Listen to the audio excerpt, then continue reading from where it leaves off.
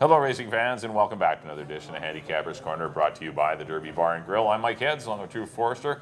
We're going to go through the Friday, September 1st races at Hastings. We have 7 on the Friday night program. We do have a Sea to Sky Pick 6 carryover. It is, it's getting a little more interesting. It's up to just under $8,900, $8,895. Yeah, just about $9,000. So our last Friday night, too, we should mention our last Friday night live. Yes, the last Friday of the season. And as you mentioned, September 1st, so of course, we're only a week away from the BC Derby and Oaks Day. Very much looking forward to that. Randall Plate, the Delta Colleen, the Futurities for 2-year-olds. We have 6 races on the Saturday, September 9th program, but that's a week down the road. And we do race on Wednesday. Yes, we do. Yes. The next day of racing will be Wednesday. Wednesday. Kind of an odd schedule because of the P&E. Yeah, it will be Wednesday, September 6th. 6th. There we go. Yeah, Wednesday, and we will draw entries Sunday. So that's why we're only doing the one show today. So we'll do a show on next Tuesday. We'll do a show on Tuesday. So our Wednesday broadcast will be out Tuesday afternoon. There you go. All right, let's get into the. Yes, we're up to date now. Okay, on to the Friday night program. It obviously starts at 7 o'clock. We do have a field of 5 $4,000 claimers to kick off the card, and on 3 lifetime, going 6.5 furlongs. I was between Ebony Warrior and Requested Kiss. I mean, it's those 2 horses. I think I went Requested Kiss, only because I think this one will be in front of Ebony Warrior and have every shot to win. There was only half link behind them half link between them the last time they met, and Requested Kiss. Or, like, they're interchangeable. I went 5-2, and then I put the 4-horse Silent Eagle in for third, who improved a lot last time. Bug Boy Jose Sanchez back aboard. I went 5-2-4, but with, it's 5-2 or 2-5. Yeah, I just went the other way. I went Ebony Warrior over Requested Kiss. And, not much to add. I just hoping that Requested Kiss does like to be forwardly placed, that maybe Silent Eagle could take a little starch out of him, set up for Ebony Warrior. So I got Ebony Warrior over Requested Kiss. And I threw in Stone Ridge Ruler, who was just behind Ebony Warrior, my third pick. Consistent horse. Yeah, he's there all the time. Nice. So I threw him in the 3rd spot. I went 2, 5, and 3 to kick it off. Second race, tough one here. Maiden 16 for 2-year-olds, going 3.5 furlongs, field of 9 in here. I went to the 2, not yet, for your owner, trainer, breeder, Glenn Todd. Son of Colonel John, out of the very good mare that he raced here, Heaven on Hold. Yeah. Glenn's got a lot of nice 2-year-olds. Always does well with his 2-year-olds. What's he batting right now? 33% first start. Very tough. It's 41% with his 2-year-olds. I got Not Yet on top of Fortune Seeker, who just ran for 16, got beat by the very tough Locked and Loaded. 2 races under his belt in a field of mostly first-time starters with Richard Hamill aboard. He could be tough. And I put Under Par, the Mark Cluche horse, Glenn Todd bred, actually, owned by the Canmore Farms, Maureen Goss. He's got some nice works, and Mark Cluche does a great job with his 2-year-olds as well. Yeah, having a great season, Mark. Yeah, Mark's having a good season as well, exactly. 2, 4, 5 for me. Yeah, actually, Glenn has bred. He was a breeder on 3 of them. 3 of them in here. He got 2, 5, and 6 are all solely or partially in partnership bred by Glenn Todd. But I went to the 9-horse, not bred by Glenn Todd, Veloso Raptor. I thought this horse ran really well in its debut. That was a pretty tough heat. Cape Light, Texas Gold, give me some slack, came back to win. That 39 and change race was like really good. So this goes on Lasix. Not that I think you need Lasix going 3.5 furlongs, but it's just something may boost the horse a little bit. But I like the outside draw, little experience, got the race under her belt, and I just think this horse has got a big chance. Amadeo Perez will ride. I put the 5 Under Par. I respect the connections, Reyes and Mark Cluche for Canmore Farms and Maureen Goss. The horse has been training well in the morning. So I put the 2 horse Not Yet for Glenn Todd. Another one. He's 2-year-olds who run them better than anyone, and I wouldn't be surprised to see this one win. Don't love anyone in here, but I went 9, 5, and 2. On to the 3rd race. Maiden $4,000 claimers going a mile on the 16th. I went to the 4 Last Bloom. I think it's tough to get past the horse after his last runner-up effort behind 3 Berry. I know he was big odds, but still that race plots him miles ahead of a lot of the competition in here. So I'm going to go Last Bloom to defeat the 2 My Boy Seamus, who went first-time Lasix last time sprinting, and he's had some little hiccups in his. He was scratched one day, and he had a month in between races last time. He is the speed, and he might be dangerous if he gets left alone on the head end. He is by Numani, who's been doing extremely well, and had his daughter. Here's Hannah. Really impressed people last weekend, and that was one of the more impressive 2-year-old performances this year. Give me some slack. Actually, followed that up with a really good performance. He's not by Numani, but still, My Boy Seamus couldn't go long because Umani went long. You ran all day. Yep. And there's some distance in the pedigree, so don't give up on the 2. And I put the 1 Clever Counsel in for third. 4-2-1. I don't have a whole lot to add. Last Bloom, you try and beat him, but he just came off a very good race going a mile and 16th. Good time. Right, and a lot of these other ones haven't run that far. And yeah, just tough to get by Last Bloom. It's going to be a short price, but got to pick Last Bloom. I agree, My Boy Seamus looks to be logically the next horse in there. And after that, it's pick 1. I threw King of Barrage for Rosie Anderson in the third spot. 4, 2, and 3 for me in the third. On to the fourth. Good race, $16,000 wide open race for older boys. Field of 7 in here. You can make a case for a lot of them in here.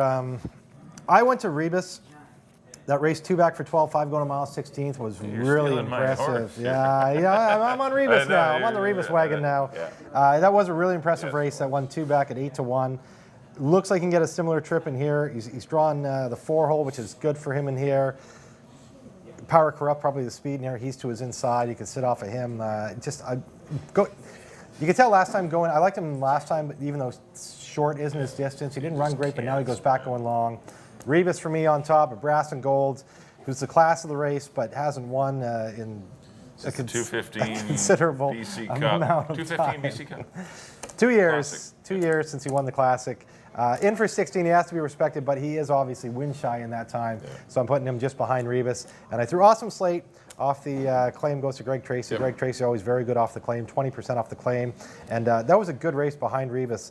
Last time, he's had some good work since then. Nice 46-3 coming to this, and does pick up leading rider Richard Hamill. 4, 2, 3 for me. I have the same 3 horses. I agree. I liked Rebus 2 starts back. I didn't like him last time because he was sprinting. He gets back out to a route. Rebus is a really good route horse. Yeah. He can set fast fractions and keep going and run, dynamic fractions and run a good final time. And I think he's going to be pretty tough. The only horse I think that can beat him is Brass and Gold. He needs his A game. Does he have his A game? We'll see. But he hasn't had it.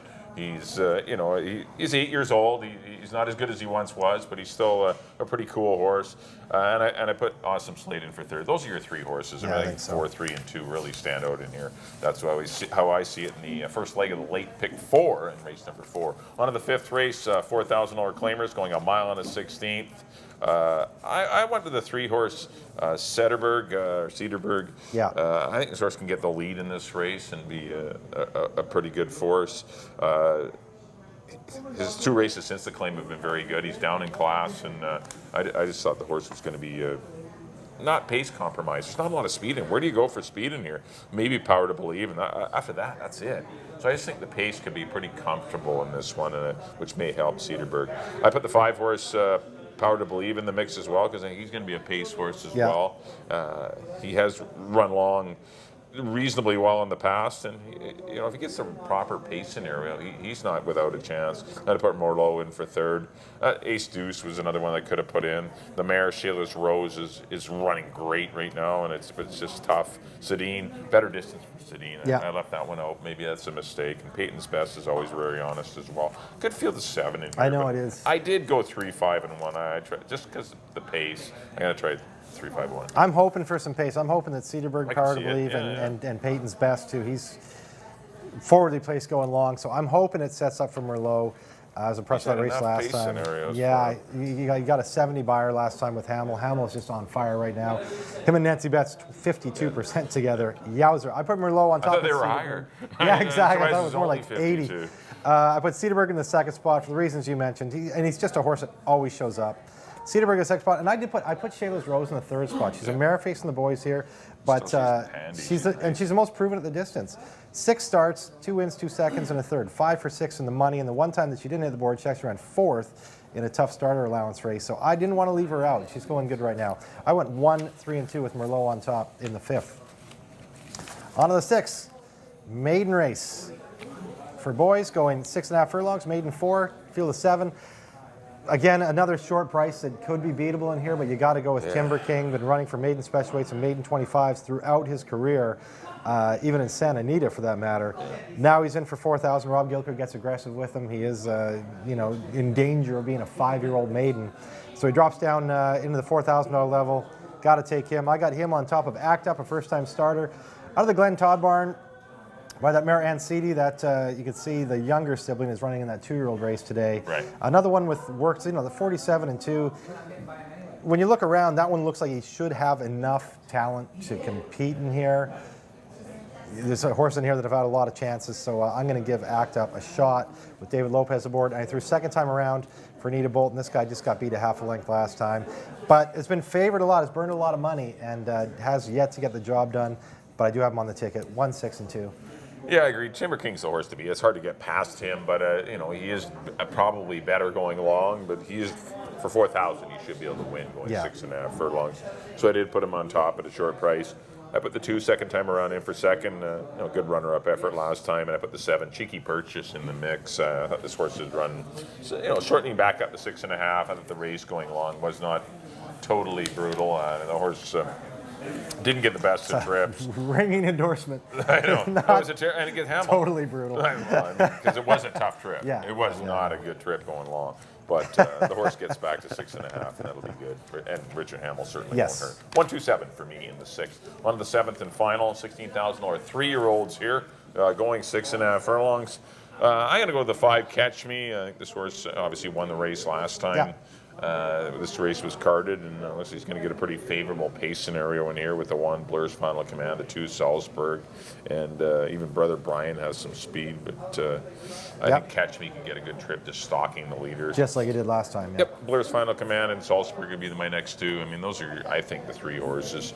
I didn't really think anyone was miles better than anyone else, but I thought 5, 1, and 2 were your top ones. All under control is worth a look. Cremodi on the right day. Maybe a Blinkers On might help. Might help him, yeah. And Brother Brian, I think he might be better going along, but they're opting to sprint him here. We'll see. But a good competitive field of 6 with not much between them. I went 5, 1, 2. Tough one to close out the. Well, at least I late think pick he four. got a couple of keys. He might be able to do, spread it. I think the last wider 2 Friday nights, our pick 4s paid 10,000. It's been crazy. They've been paying It's great. been tougher. There's some tough races. Yeah, they are, and this is one of the tough ones. I mean, I agree with you, Catch Me. I think it sets up well for him. I think he's really the horse in form here. Blur's Final Command is quick, but he's not going to get the lead alone because Salzburg's there with him. And Catch Me, I think, I'm with you. I think it sets up well for Catch Me. I put Salzburg in for second. He's, the class of the race, but he is not really on form. He's been, granted, he's been running in stakes, and Dino does very well when he's dropping horses for this price, but I'm taking a shot that it sets up good for Catch Me. His best races have been his sprints. Yeah, no, exactly, yeah. So I got Catch Me on top of Salzburg, and I threw All Under Control, who only got beat 3/4 length behind Catch Me last time. Between him and Blur's Final Command for me for the 3rd spot, but I went with All Under Control. 5, 2, 3 for me in the nightcap. That'll do it for our analysis of the final Friday card of the meetup. Next on screen will be our picks. Mike, as always, you're up first. There we go. Back in race number 1, I went to the 5, Requested Kiss over the 2 and 4. Race number 2, I went to the 9, Veloso Raptor, 9, 5, and 2 in the 3.5 furlong 2-year-old race. Race number 3, I went to the 4, Last Bloom. Looks the best. 4, 2, 1, 1 for me. Looks like maybe a single in your early pick 4. Race number 4, I went to the 4, Rebus over the 2, Brass and Gold, and the 3, Awesome Slate. Race number 5, I went to the 3, Setterberg over the 5, Power to Believe, and the 1, Merlot. Race number 6, the 1, Timber King, looks to have found a spot. He should be able to win. 1, 2, and 7.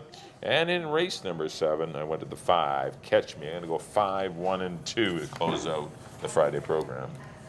On to my picks, there we go. Back in the first, I went with the 2, Ebony Warrior over the 5 and the 3. In the second, the 2, Not Yet over the 4 and the 5. In the third, I agree with Mike on number 4, Last Bloom over the 2 and the 3.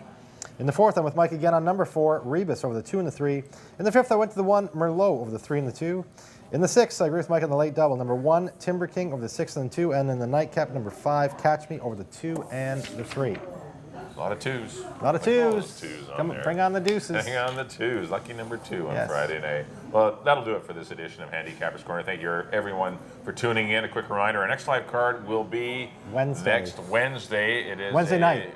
5 o'clock start. It'll be a 5 o'clock start on Wednesday night. We will have 7 races for you on the Wednesday night program. No racing Labor Day, but still lots of simulcasting all weekend. Come out to the Derby Bar and Grill here. We got simulcasting Saturday, Sunday, Monday. There's lots of really good cards all weekend, and if you're in the South Surrey area, please do come on out. If you can't, not heading to the track on Friday night, trying to beat the P&E, do come on out here at the Derby Bar and Grill as well. On behalf of Drew, thanks everyone for tuning in. We'll see you for the Wednesday edition of Handicappers Corner next time. Thanks for tuning in. Your wagers, and we'll see you next time here at the Derby Bar and Grill.